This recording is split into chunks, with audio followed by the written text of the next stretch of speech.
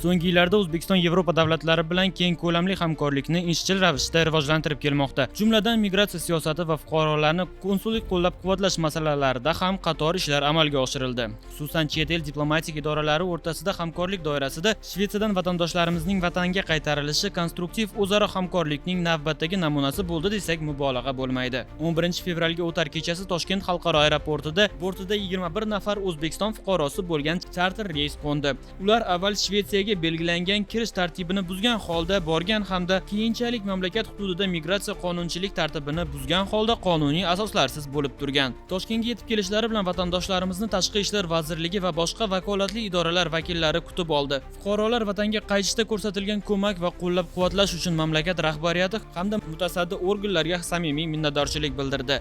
Mazkur reysni tashkil etish O'zbekiston va Shvetsiya vakolatli organlari o'rtasidagi hamkorlik natijasi bo'ldi. Ushbu chora-tadbirlar O'zbekistonning xalqaro majburiyatlari va qabul qiluvchi davlatlar qonunchiligiga hurmat bilan yondashgan holda xorijdagi fuqarolarning huquq va manfaatlarini himoya qilishga qaratilgan izchil siyosatini aks ettiradi.